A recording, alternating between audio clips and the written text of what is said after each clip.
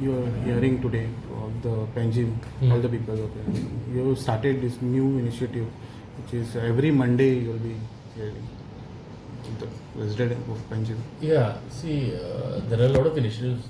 See, like I have a to-do list of like some 60 things that I need to accomplish. Right? So a lot of this work takes me outside the office mostly. So now a lot of the issues that people face are, I would say, administrative issues and everything. Right? So Monday gives me a good opportunity. At least one is to plan the whole week to see what you're doing the thing, and the other thing is to actually sit and listen to the people's grievances. Now, say for example, for 10 days the internet was down, and there was a lot of people had difficulties for trade license and everything. Now, that was not the fault of the corporation. That was another department that had issues with their internet, which affected us also now. Right? So basic stuff like this. Now, for example, what we should have done is immediately on the second day should have made an announcement stating our internet is down. If you all have any issues, please come to us. See, we want to make this process as easy as possible, especially coming to the corporation. So coming here, sitting here every Monday, listening to people's grievances is a good way of basically getting feedback and immediate information on what the issues that people have. So we've kept Monday as that day. So major issue No, see, as of now, our issues are various. I'd say most of the people, I would say only 20% of the issues are related to the corporation. Licensing issues, house bifurcation. Most of it have to do with other departments. Say for example, now somebody needed to convert residential to commercial so they can apply for a business, or somebody's retaining wall had collapsed, or there were internal family disputes. So a lot of our issues are mostly to do with that. Since we are open to all issues, people come with absolutely everything. So it's not really a problem. But that is the. Sir, recently the corporation has hired a security agency. I believe. What is the scope of? Where is this? The security guards? Yes. So there are two. See, one is now a lot of our public spaces didn't have security guards. So a lot of the spaces are misused. So through Human Resources Corporation, we've just received around 13 or 14 of our security guards. So now we're going to deploy them in, like, say, for example, Garcia Deota, Kampal, our public spaces. See, there are a lot of issues. One with these beggars who are coming and sitting there. There are a lot of issues with boys who are sitting and coming and drinking. People just causing a general nuisance. Now, a lot of our public spaces are in residential areas, right? So we don't want to create a situation where these people feel unsafe in their own areas. So the security guards will be deployed there. Second one is Santomé, that is a private thing also. We have wardens deployed, but they have done that on a personal capacity. It's not through the corporation.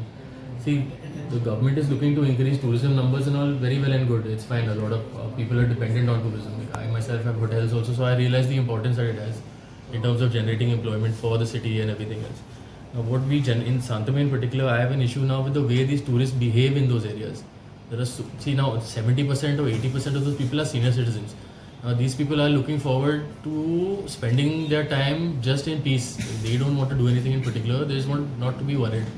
And the tourists that are coming into that area now are these horrible tourists. First of all, they're walking in the middle of the roads. They have no proper etiquette. So those I have deployed for particular reasons, just to maintain order in that particular area. Kortin side. That Kotin, Mala, Santomé. So it's very horrible. Now, unfortunately, the police are short-staffed, so they cannot deploy people. So there are a lot of issues that we're trying to deal with. So there is a concern among the public about the road opposite Pato STP. So I got a message today from that RBI person. They have already cemented that road and filled it up. See, that is being conducted by CPWD, Central PWD. So those engineers are, I believe, are highly capable. So they've sent me messages today where they've already filled that road, concreted the road and leveled it. So as of now, this should not be a problem.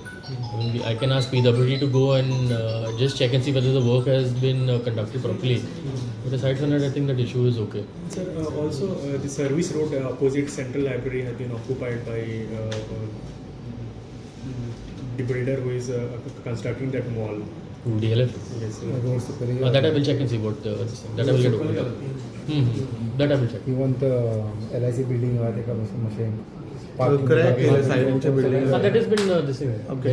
Yeah, so that they've checked. Okay, one more thing. There is a two this thing. There are boardwalk.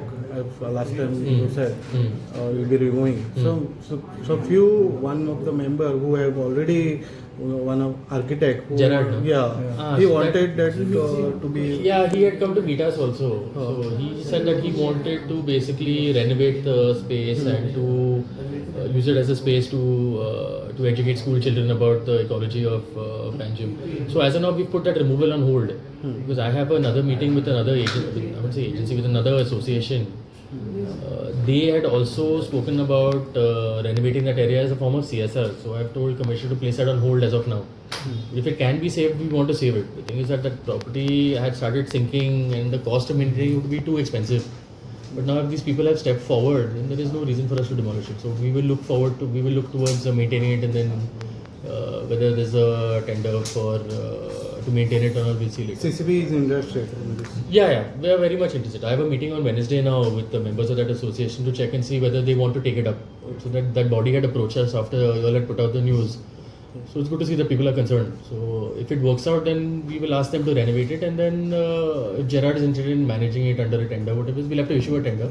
If he bids for it successfully, then okay. If somebody else comes over to maintain, then we're okay with Both that the as well. phases or one thing? No, that is only that one phase that is. See, the second phase has not been handed over to us as yet. It is only that one part. So we are still waiting for that handover of the properties and everything. Okay. One more thing, sir. There is one park over there in Kampal. There's a football ground. There's one small that park is closed which is still closed. Why it is See, closed? we had raised that issue with Smart City. I think Smart City also, I know the MD is following up with the departments. I think there is an internal dispute between two departments regarding who's going to take possession, the fund sharing. See, that is no reason to basically keep a closed park now. That park was basically done up for the people of Panjim to utilize. Right now it's been closed.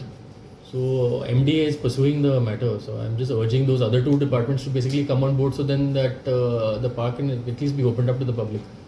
So MD will get it done, I think. We'll have another meeting with him just to check.